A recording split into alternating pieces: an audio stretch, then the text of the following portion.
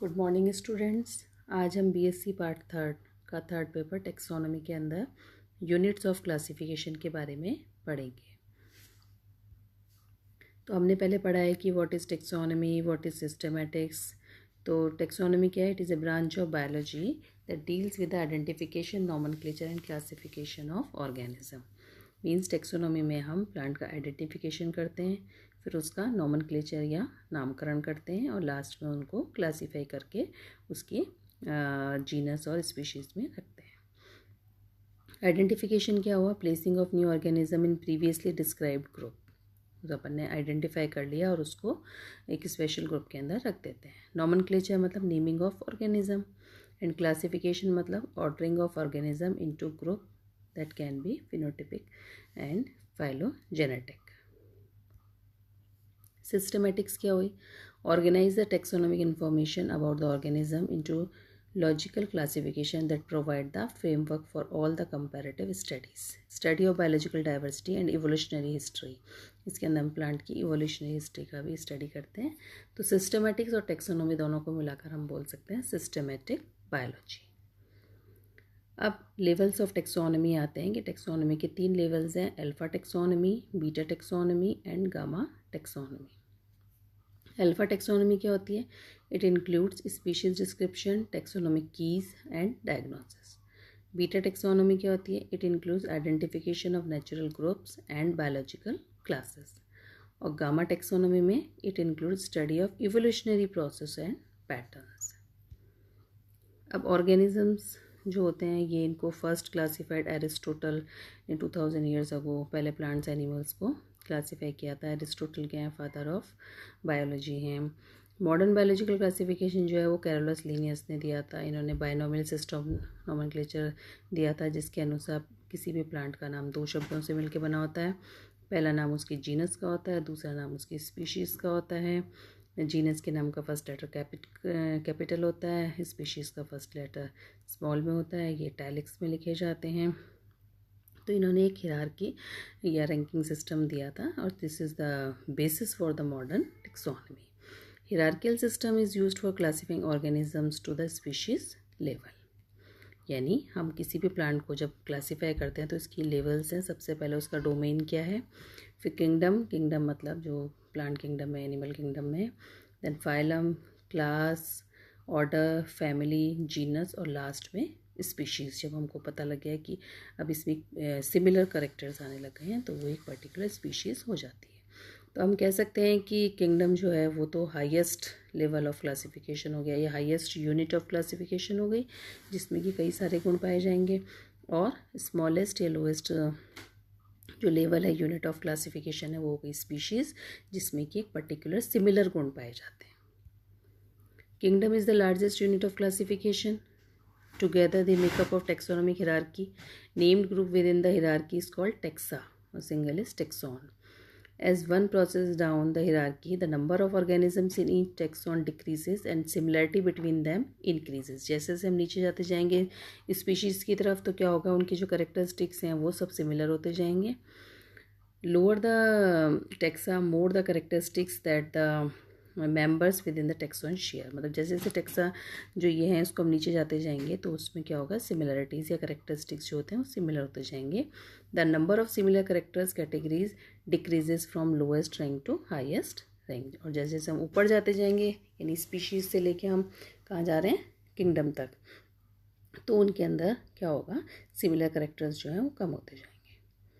अब सबसे पहले आता है स्पीशीज़। स्पीशीज़ जो होती हैं ये सिंगुलर दोनों में अपन यूज़ में लेते हैं। It is a population of individual or group of population which resembles one another in essential morphological and reproductive character so that they can be able to interbreed freely and produce fertile offspring. मतलब इसमें जो भी species होती है एक particular group होता है जिसमें कि सारे करेक्टर्स मॉर्फोलॉजिकल और रिप्रोडक्टिव सिमिलर होते हैं। फॉर एग्जांपल जैसे मैंगो है, मैंजीफेरा इंडिका है, पोटैटो जो है वो सोलेनम ट्यूबरोसम है। इसके बाद स्पीशीज़ के अंदर ही हम 2-3 टर्म्स पढ़ते हैं, जैसे बायोटाइप है, इकोटाइप है, इकोफीन है, वेराइटीज़ होती हैं। तो बायोटाइप्स क्या होते हैं? बायोटाइप्स भी जो होते हैं ये जेनेटिकली सिमिलर होते हैं है ना. And they are the plant group of the same species naturally found in same place पे होते हैं. इकोटाइप्स क्या होते हैं, ये भी जेनेटिकली जो होते हैं वो तो सिमिलर होते हैं, पर है ना यदि इनको मॉर्फोलॉजिकली अगर हम एक जगह से या एक स्थान से दूसरे स्थान पे ले जाएं, इनकी क्लाइमेटिक कंडीशन हम चेंज कर दें तो इनके अंदर थोड़े से वहाँ के क्लाइमेट के अकॉर्डिंग है ना डिफरेंसेस आने लग जाते हैं. इकोफिन है, इकोफिन में भी क्या होगा कि इनमें जेनेटिक सेटअप तो सेम रहता है, लेकिन इनके अंदर वेरिएशन जो है वो अगर हम इनका क्लाइमेटिक कंडीशन चेंज कर दें तो इनके अंदर वेरिएशन आते हैं, लेकिन जब वापस से हम इनको अपने स्थान पे लाते हैं तो इनमें सिमिलर करेक्टर आने लग जाते हैं. वैरायटीज़ जैसे अब इसमें हम वैरायटीज़ भी होती हैं कि जैसे हम पहले जीनस का नाम लिखते हैं, उसके स्पीशीज़ लिखते हैं, फिर उसके बाद इनमें वैरायटी जैसे मस्टर्ड है, Brassica campestris var capitata Brassica campestris var, ये अलग अलग नाम होते हैं तो इनकी वैरायटी भी लिखते हैं. जीनस क्या हुआ, it is a group of assemblage of species, यानी group of species called genus है ना. और इसके अंदर भी करेक्टर्स जो होते हैं वो काफ़ी सारे कॉमन होते हैं. फिर kingdom, kingdom is the highest taxonomic category, all plants are included in the kingdom. Plant होते हैं चाहे एनिमल होते हैं. अब बायनोमियल नॉमेनक्लेचर जो हमने बताया कैरोलस लिनियस ने दिया था, जिसमें जीनस और स्पीशीज़ दो शब्दों से मिलके कोई भी प्लांट का नाम होता है, जैसे मेंजीफेरा इंडिका. मेंजीफेरा क्या हो गया जीनस, स्पीशीज़ क्या हो गई इंडिका. The binomial scientific name in which the name of the genus that of the species similar, टोटोनेम.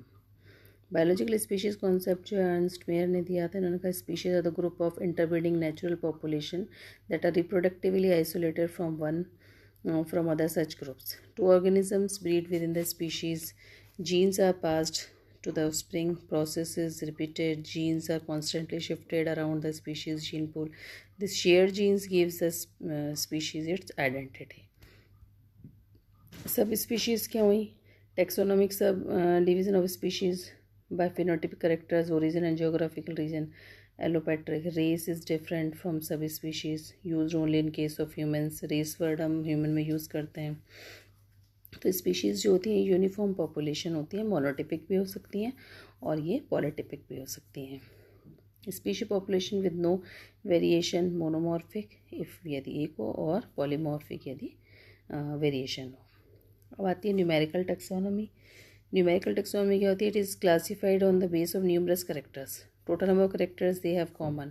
Characteristics में फिजियोलॉजिकल हो, मॉर्फोलॉजिकल हो, बायोलॉजिकल हो, बिहेवियरल हो, बायोकेमिकल हो. Such classification called phenotypic classification. Various groups are linked together according to the degree of similarity between them, and this gives a tree-like diagram which is called dendrogram. Phylogenetic systematics क्या होती है, इसमें जो phylogenetic means का हो गया भाई evolution और थोड़ा सा एडवांस टाइप से अगर हम प्लांट्स को क्लासीफाई करते हैं तो classification based on the ancestry and know the cladistics and phylogenetic analysis. Most widely used method is clades defined position and unique features with the shared year. Cladogram is used by the scientist studying the phylogenetic systematic to visualize the group of organisms being compared. Family की होती है taxonomic category which contains one or more related genera. Family में तो 2-3 genera आ सकते हैं और genera में कई सारी स्पीशीज़ आ सकती हैं, तो ये फैमिली के अंदर ये होता है. ऑर्डर जो होता है इंक्लूड्स वन और मोर रिलेटेड फैमिलीज़. अब कई सारी फैमिलीज़ आएंगी ऑर्डर के अंदर, जैसे पॉलीमोनियल्स हैं, इसमें कॉन्वोल्यूलेसी भी आएगी, बोरोजिनेसी भी आएगी, हाइड्रोफिलेसी फैमिली भी आती है और पॉलीमोनियसी भी फैमिली आती है. क्लास, ये class is made up of more related order. अब ये क्या group of order is called class. इसमें कई सारे ऑर्डर्स होते हैं. फॉर एग्जांपल जैसे डाइकोटिलेडोनी है तो इसमें सारे फ्लावरिंग प्लांट्स आएंगे. डाइकोट प्लांट्स, रोजेल्स, पैरासिफोरेल्स, पॉलीमोनियल्स, सेपेंडेल्स, रैनेल्स, तो ये सारे ऑर्डर्स आते हैं. डिवीज़न या फाइलम, अब इसमें क्या होगा, जितनी भी क्लास हैं वो सब मिलके डिवीज़न या फाइलम बनाएंगी. The category higher than the class. Phylum word जो है हम जनरली एनिमल्स में यूज़ में लेते हैं और डिवीज़न जो है हम प्लांट्स के लिए एम्प्लॉय करते हैं. Thank you.